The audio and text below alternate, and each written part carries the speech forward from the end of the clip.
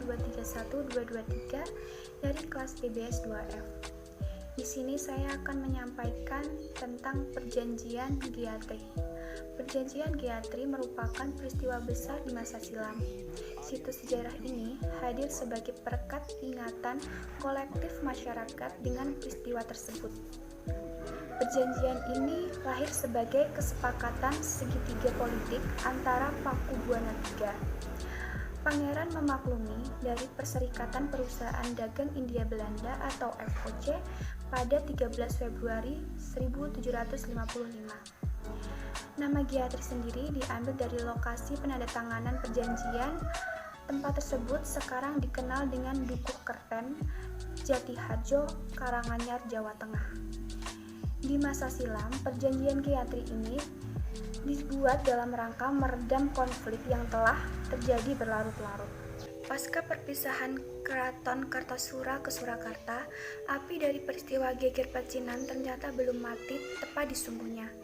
Ketika itu, Pakubumi yang membantu Pakubuana II dalam meredakan api konflik mendapatkan hadiah yang berupa sebidang tanah dari Pakubuana II. Namun, luas tanah yang diberikan rupanya menimbulkan kecemburuan. Salah seorang pangeran lalu mengeluarkan ketidakadilan terkait hadiah tersebut kepada Gubernur Gerdai Baron van Eekhof.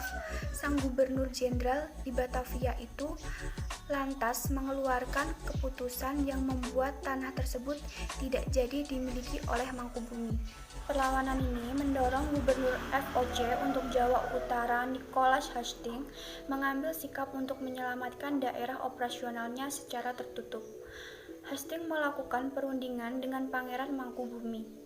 Setelah berkali-kali melakukan perundingan, Hastings bersepakat dengan keinginan Pangeran Mangkubumi yang juga hendak menjadi penguasa di tanah Jawa. Pada 23 September 1754, not kesepahaman antara FOC dan Mangkubumi terlaksana, dan not tersebut menyatakan bahwa Pangeran Mangkubumi mendapatkan wilayahnya.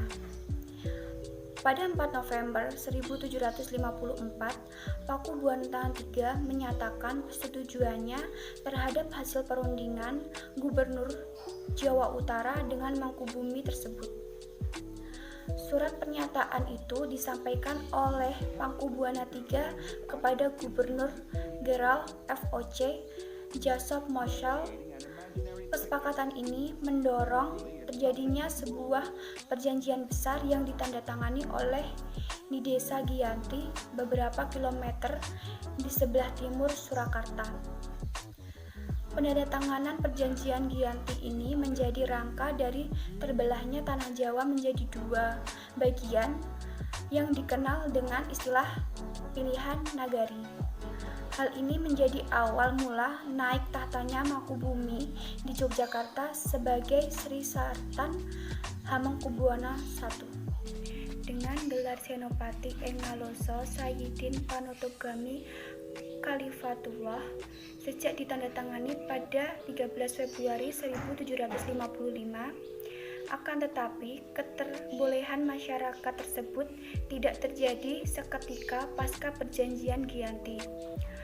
Proses pembagian wilayah-wilayah dan juga aspek-aspek lain seperti bahasa mengalami proses panjang yang berjalan seiring waktu.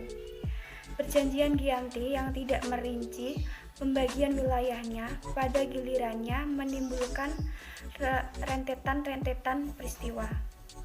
Sementara itu, pasca perjanjian Giatri, Raden Mas Said atau Pangeran Sambernyawa yang dulu membantu Mangkubumi masih terus melakukan pemberontakan seperti halnya Mangkubumi.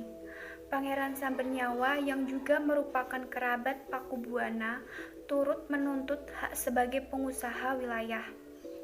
Dalam gerakan pada Oktober 1755, Pangeran Sambernyawa berhasil mengalahkan satu kelompok pasukan FOC.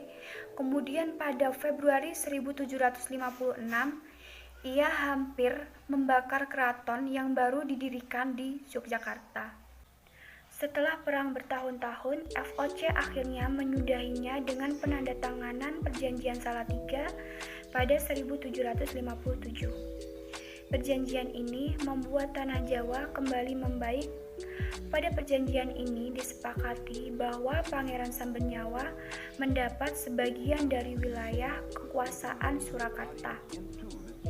Dengan wilayah kekuasaan yang dikenang sebagai Kadipaten Mangkunegaran, Pangeran Sambernyawa pun berjatah tahta dengan gelar Kanjeng Adipati Aryo Mangkunegoro Leleno Joyo Miseso Jinopati ing Alogo Satrio Rogo Mataram ing negeri Surakarta Adiningrat. Keterlibatan Jawa ini kemudian hari belum berganti pada 1813 di masa Gubernur Jenderal Thomas Stamford Raffles. Dari Kerajaan Inggris, Kesultanan Yogyakarta juga terbelah dengan lahirnya Pakuamalan. Dengan demikian, tanah Jawa memiliki 4 wilayah pemerintahan masing-masing tumbuh dengan perbedaan model dari orientasi politik.